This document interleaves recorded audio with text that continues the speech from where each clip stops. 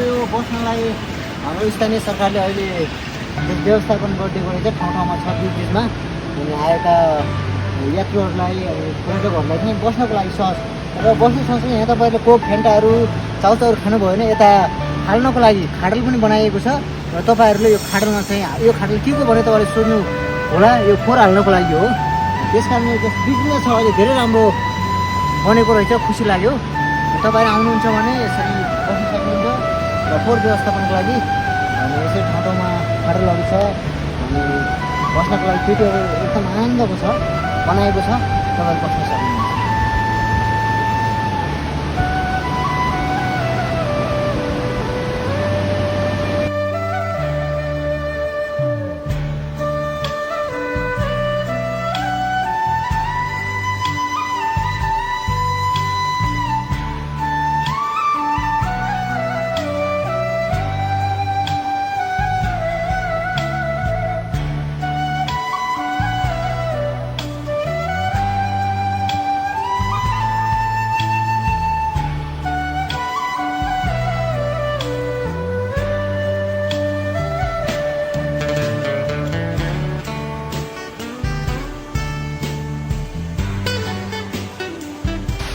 Sir तपाईँ कता हुनुहुन्छ? हामी अहिले जुम्ला जिल्ला पातरास गाउँपालिकाको वडा नम्बर 2 अवस्थित शङ्कर झरना भन्ने ठाउँमा हामीसँग तपाईँले पछाडि दृश्यमा देख्न सक्नुहुन्छ अनि हामी आज यहाँ घुम्न आउँदै गर्दा धेरै रमाइलो पनि भयो रमाइलोको लागि यो ठाउँ धेरै आनन्दमय छ यता गाईहरू चलिरहेको तपाईँले देख्न सक्नुहुन्छ भने पानीहरूको आवाज त्यो सहराबाट जस्ट खसिरहेको छ त्यसै गरी हामीलाई यहाँ आउँदै गर्दा यहाँको ठाउँमा अनि हामी बस्यौँ रमाइलो गऱ्यौँ साथीभाइहरू तर यहाँको कुराहरू केही कुराहरू हामीले नराम्रो कुराहरू हामीलाई नराम्रो लागेको छ सबै राम्रो छ अनि तर यहाँको जतिजना यहाँ आउनुहुन्छ घुम्नलाई उहाँहरूले चाहिँ त्यो ठाउँलाई अलि व्यवस्थित नगरेको उहाँहरूले चाहिँ वास्ता नगरेको आफूले जति सामानहरू ल्याउनु भएको थियो ल्याउनु हुनुहुन्छ खानेकुराहरू प्याकेटहरू बिस्कुट चाउचाउ प्याकेटहरू कोक फेन्टाका बोतलहरू अनि उहाँले जताततै फालेको हामीले देख्यौँ अनि त्यस कारणले गर्दा हामीलाई अलिक नराम्रो लाग्यो अनि अब आउने अनि साथीभाइ जतिजना यहाँ आउनुहुन्छ घुम्न आउने पाहुनाहरूले अनि उहाँले आफूले ल्याएको फोहोरहरू अनि अलि राम्रो तरिकाले व्यवस्थापन गरिदिएको भए आफैले ल्याएको फोहोरहरू आफै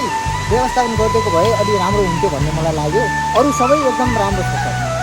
अनि स्थानीय सरकारलाई के छ त सुझाव? स्थानीय सरकारलाई सुझाव जस्तो अहिले पहिलाभन्दा धेरै राम्रो भएको रहेछ उहाँले बाटोहरू अनि पुलहरू जस्तो यसरी यो सबै ठाउँ व्यवस्थापन राम्रो भएको छ अझै व्यवस्थापन चाहिँ यहाँ अलि 1-2वटा डस्टबिनहरू अनि बिचमा राखिदिएको भए अलि राम्रो हुन्थ्यो अनि जतिजना आउनुहुन्थ्यो उहाँले प्याकेटहरू त्यसमा हाल्नुहुन्थ्यो र खाडलहरू सकिन्छ भने सानो अलि जति फोहोरहरू चाहिँ त्यसमा फाल्न मिल्ने खालको गरिदिएको भए अझै सुनमा सुगन्ध हुन्थ्यो यो ठाउँलाई झन् अझै हामीले प्रचार अझ असल तरिकाले गर्न सक्यो भने झन् राम्रो पाहुनाहरू अनि पर्यटकहरू हामी ल्याउन सक्ने सम्भावना धेरै बोकेको छ अनि यो शङ्कर झरना जुम्ला बजारको एयरपोर्टदेखि कति टाढा छ? हामीले जुम्ला बजारको एयरपोर्टदेखि हामी गाडीमा बाइकमा आयौँ भने हामी करिब 1.5 घन्टामा यहाँ हामी पुग्छौँ होइन 1.5 घन्टामा तपाईँहरू मजाले अहिले पहिला गाउँसम्म गाउँभन्दा माथि बाइक आउँथ्यो अहिले अलिक धेरै नजिक शङ्कर झरनाको लगभग धेरै नजिकसम्म रोड बाटो अनि अहिलेको स्थानीय सरकारले अनि जस्तो ल्याएको छ त्यो रोड बाटो अनि त्यो बाटोबाट अब हामी अहिले आयौँ भने लगभग हामी छिटो हिँड्यौँ भने हामी 15-20 मिनटले हामी यहाँ पुग्छौँ 15 मिनटले अलिक बिस्तारै आउनु भयो भने आधा घन्टाले हामी त्यहाँबाट यहाँ हिँड्छौँ अनि बाटो चाहिँ अलि राम्रो बनेको छ तपाईँहरू आउन सक्नुहुनेछ आनन्द छ अहिले ठाउँ र लगभग कति त्यो 20 किलोमिटर जति होला तपाईँको जुम्ला बजारबाट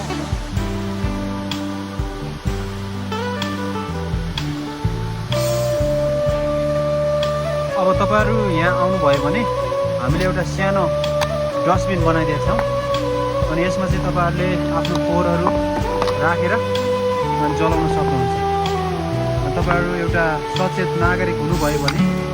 अनि हामी यो शङ्कर झरनालाई यस्तै सफा र सुन्दर राख्न हामी सक्छौँ। अब आउने पर्यटकहरूको लागि अनि साथीभाइहरूको लागि के सुझाव दिन चाहनुहुन्छ?